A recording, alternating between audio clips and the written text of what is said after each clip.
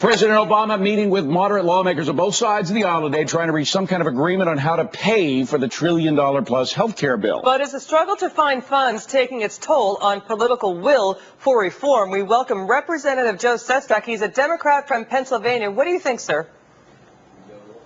It shouldn't.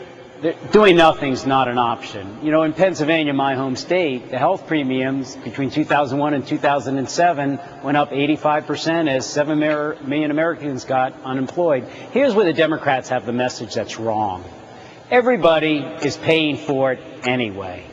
Your own private health care plan, you pay on average $400 more for the uninsured because they go in an emergency room, the hospital passes the insurance company, passes to you. Let's be upfront. We have to have some revenues that have to be gotten to pay for this directly right here in the budget, because you're paying for it indirectly anyway on your private health care plan, and that's going to go up as more become uninsured. So let's be upfront about that. And President Obama's plan from the very beginning of limiting the 28% deductions on your income tax was spot on, because 53% of all the tax revenues in the past 8 years went to the top 1% of wage earners. And instead of having a surcharge of 1 or 2% to the wealthy, let's go to where they're trying to, for good reasons and charitable reasons, avoid taxes by tax deductions. And we should be upfront about that. All right. By the way, let's emphasize that the percent of the total tax revenue that was given by people increased on the rich as well. So they've been giving actually more money to tax coffers. But I got to ask about Nancy Pelosi, because frankly, sir, I just don't understand. One day she's saying this thing is going to pay for itself. The next day she's saying we need a whole new tax plan to pay for it. And now apparently she's saying we don't need taxes. Which is it?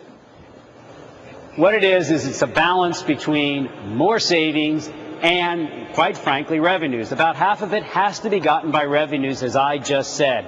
You're paying for it anyway, indirectly. Pay for it up. She's now saying no. She's suggesting that you don't need to raise taxes at all. She looked at the poll numbers that came in overnight, which were terribly critical about raising anybody's taxes, and she came out and said, no, we don't have to. Is she wrong?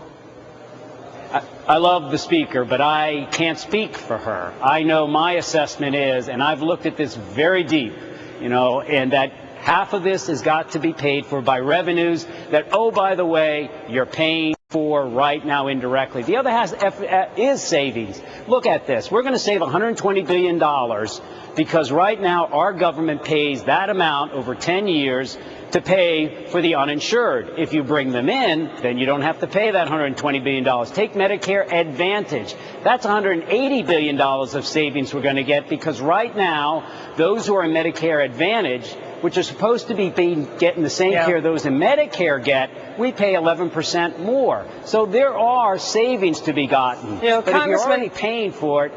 Yeah, Congressman, I hear what you're saying. You're making some very good points.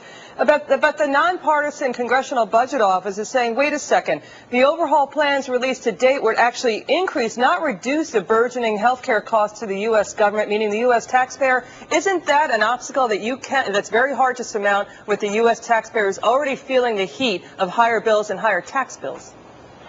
Without a question, this has to be deficit neutral. In the bill that's presently going through the House, we do not have all the final CBO scores, and we should be doing only a bill that actually is deficit neutral. That does mean, in my opinion, we will be paying for some of this upfront with increased revenues. And I've given you my recommendation of how it has to be.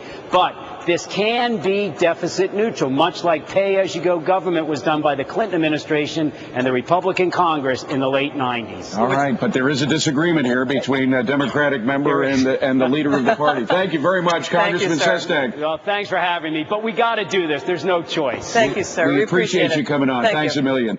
All the